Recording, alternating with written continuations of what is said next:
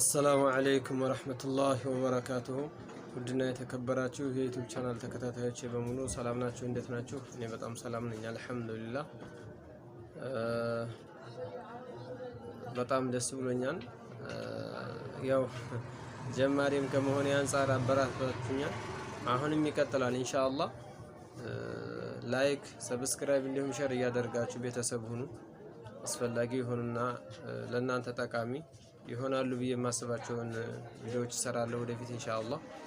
ዛሬ የማስተዋወቃችሁ በሐራ ዙሪያ የምትኖሩ እህትና ወንድሞች የትራንስፖርት ችግር፣ ረጅም ጉዞ ለመሄድ ፈልጋችሁ የትራንስፖርት ችግር ለምታስቡ እህትና ወንድሞች ያው እስከዛሬ ይታወቃል በአባዱላ በሃይሮፍ ምናምን ነበር በህገወጥ መንገድ ማታ ምናምን ነበር ስንሄድ የነበረውና አሁን ግን እንዲሁም ወደፊትም ነበሩ። ግን እነዚህ ባሶች እነ ኢፊኤም ባስ፣ ዋሊያ ባስ፣ ኢትዮ ባስ ምናምን ነበሩ። እነሱ ብዙ ዋስትናቸው የጎደፈ ነው። አሁን ግን ለየት ያለ ባስ ማጥቷል። ፈለገ ጊዮን መናኸሪያ መግቢያ ፊት ለፊት ከነ ኢሳ መሐመድ ጋር ይገኛል። ፈለገ ጊዮን ሴፍቲውን የጠበቀ ፕሮቶኮሉ በጣም ደስ የሚል ለደንበኞች ምቾት ያለውና ከነሙሉ ዋይፋይ ጋር ከተፈለገው ቦታ በሰላም ያደርሳሉ።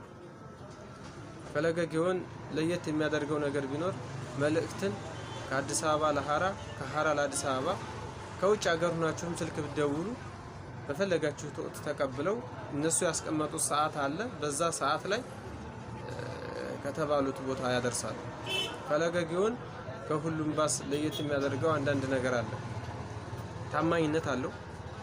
ሁለተኛ በየመንገዱ አይቆምም። እንደ ሌሎቹ ባስ እና ኤፍኤም ባስ ምናምን ያው ከፈጣሪ በታች ብዙም አይደለም። ዋናው ፈጣሪ ነው። ከፈጣሪም በታች ዋስትናቸው ትንሽ የጎደፈ ነው ብዬ ነው የማምነው እንደራሴ ማለት ነው። ጊዮን ለየት የሚያደርገው በአጠቃላይ መኪናው ሴፍቲውን የጠበቀ ነው። ለደንበኞች ምቾት አለው። ደውሉላቸው።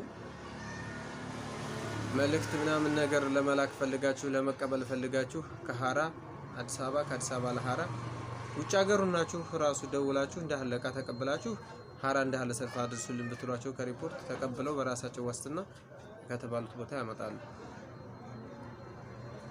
እና እህት ወንድሞች በሐራ ዙሪያ የምንኖር እህትና ወንድሞች እንዲሁም እናትና አባቶች ረጅም ጉዞ ወደ አዲስ አበባ ለመሄድ ፈልገን ትኬት ለመቁረጥ ከፈለጉ በስልክ ቁጥር ደውለው ትኬታቸውን መቁረጥ ይችላሉ። ሌላው ከፈለገ ጊዮን ደስ የሚለው ነገር ከተባለው ሰዓት በአጭር ሰዓት ቢደርስ እንጂ አያስረዝም።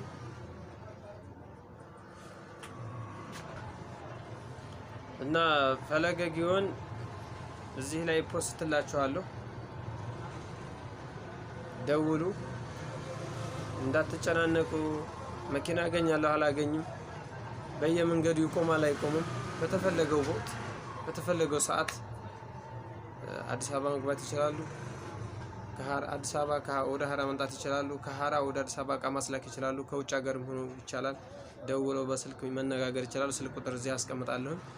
ስልክ ቁጥሩን በመደወል ከነሱ ጋር ተነጋግራችሁ አስፈላጊውን ነገር ይፈጽሙላችኋል። በሀገራችን ሲጀመር አሁን ላይ በጣም ደስ ያለኝ ነገር ቢኖር ማለት ነው በቃ እስከዛሬ ካለው ሁኔታ አሁን ትንሽ የተሻለ ራሱ ስራዬ ብሎ መጥቶ ጧት አንስቶ መሄዱ ራሱ በጣም ወሳኝ ነገር እና ኢንሻአላህ አላህ ካለ በሰላም ሀገራችንን ሰላም አላህ አድርግልን። ዛሬ ጁማዓ ነው። ከጁማዓ ሶላት በኋላ መለሳለሁ ኢንሻአላህ። ሰላማችሁ ይብዛልኝ።